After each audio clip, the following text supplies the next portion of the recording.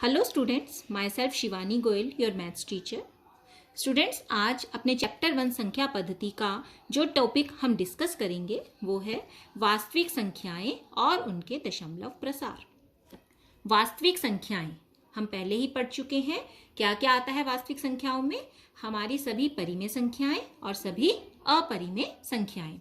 परिमेय और अपरिमेय इन संख्याओं के बारे में आप पहले भी पढ़ चुके हैं, परंतु आज हम जो पढ़ेंगे वो क्या है कि किस तरह से दशमलव प्रसार द्वारा परिमेय और अपरिमेय संख्याओं को हम अलग कर सकते हैं। मीन्स किस तरह से दशमलव प्रसार देखकर हम यह बता सकते हैं कि कोई संख्या परिमेय होगी या अपरिमेय। उदाहरण के लिए मैंने 3 संख्याएं ली, 10/3, 7/8 और 1/7। देखते ही आपको पता लग रहा है ये कि किस तरह की संख्याएं हैं, परिमेय संख्याएं। हम इन तीनों संख्याओं का दशमलव प्रसार निकालेंगे। जब मैंने 10/3 का दशमलव प्रसार निकाला तो भाग करने पर मुझे क्या मिल रहा है? आप देख सकते हैं कि दशमलव प्रसार में भागफल कैसा आया, 3.333 और ये इसी तरह से चल रहा है। मीन्स हर बार मेरे पास 1 आ रहा है और ऊपर से 0 उतारने पर वो फिर से 3 3 9 हो रहा है। ठीक है, तो आप ये देख रहे हैं कि ये दशमलव प्रसार कहीं भी खत्म नहीं हो रहा। उसी तरह से जब दूसरी बार मैंने 7/8 का दशमलव प्रसार किया तो दशमलव के 3 स्थानों के बाद मेरे पास जो शेषफल है वो 0 आ गया और दशमलव प्रसार रहा 0.875। फिर उसी तरह से जब 1/7 का दशमलव प्रसार किया तो आप देख रहे हैं ये कहीं भी जाकर शेष जो है 0 नहीं हो रहा, ये प्रोसेस चलता ही जा रहा है और भागफल में मेरे पास क्या आया, 0.140287। और इसके बाद दशमलव के ये 7 स्थानों के बाद फिर से यही नंबर जो है वो रिपीट होने लगेंगे, क्योंकि 1 से शुरू किया था और यहाँ आकर शेषफल फिर से 1 हो गया, तो यही चेन हमारी आगे फिर से चलेगी।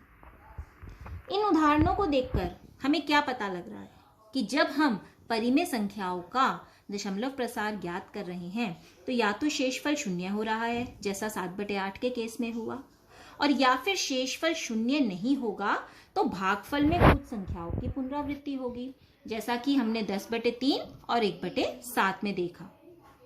तो यहां से हम किस कंक्लूजन पर निकलते हैं कि परिमेय संख्या का दशमलव प्रसार 2 तरह का होगा। एक तो जब उसका शेषफल जो है वो 0 हो गया तो उसे हम क्या कहेंगे, शांत, मीन्स टर्मिनेटिंग। और दूसरा केस जब हमारा शेषफल 0 नहीं हुआ परंतु भागफल में संख्याओं की पुनरावृत्ति हुई तो उसे हम क्या बोलेंगे, अशांत आवर्ती, मीन्स नॉन टर्मिनेटिंग रिपीटिंग। अब उदाहरण लेते हैं अपरिमेय संख्या का, जैसे कि पाई, जिसकी वैल्यू आप लेते हो 22/7, परंतु ये इसकी एग्जैक्ट वैल्यू नहीं होती, हम इसकी अप्रोक्सीमेट वैल्यू जो है वो 22/7 लेते हैं। 22/7 का अगर हम दशमलव प्रसार देखें तो वो कुछ इस तरह से हमारे पास 3.1415926535897 चलता ही जा रहा है, कहीं भी खत्म नहीं हो रहा और ना ही कोई डिजिट रिपीट हो रही है। उसी तरह से √2 का जब हमने निकाला वर्गमूल तो हमारे पास क्या आ जाता है, 1.41421356237। ये भी हमारे पास लंबा चलता रहेगा, कहीं भी जाकर खत्म नहीं होगा। और देखिए ना ही कोई अंक जो है भागफल में या इसके दशमलव प्रसार में रिपीट हो रहा है। तो यहां से हमने क्या क्या देखा कि ना तो दशमलव प्रसार समाप्त हो रहा है और ना ही भागफल में संख्याओं की पुनरावृत्ति हो रही है। तो क्या नतीजा निकला इससे कि अपरिमेय संख्या का दशमलव प्रसार कैसा होगा, अशांत अनावर्ती, या फिर इसे हम बोल सकते हैं अशांत अनवसानी। मीन्स ना तो वो खत्म हो रहा है और ना ही रिपीट हो रहा है, पुनरावृत्ति हो रही है, नॉन टर्मिनेटिंग नॉन रिपीटिंग। तो आज के इस टॉपिक से हम किस कंक्लूजन पर पहुंचे कि दशमलव प्रसार से हम यह पता लगा सकते हैं कि संख्या परिमेय है या अपरिमेय। अगर दशमलव प्रसार हमारा शांत है या फिर अशांत आवर्ती है तो संख्या कैसी होगी, परिमेय। और अगर दशमलव प्रसार अशांत है और अनावर्ती है तो संख्या कैसी होगी? अपरिमेय। आई होप कि आपको अब ये आज का टॉपिक जो हमने डिस्कस किया वो समझ आ गया है। तो अब ये स्क्रीन पर जो आपको सवाल दिख रहे हैं इन्हें आप अपनी कॉपीज में हल करेंगे। इन दी गई संख्याओं का दशमलव प्रसार आपको लिखना है और ये भी बताना है कि दशमलव प्रसार का प्रकार कैसा है। मीन्स क्या करना है आपको?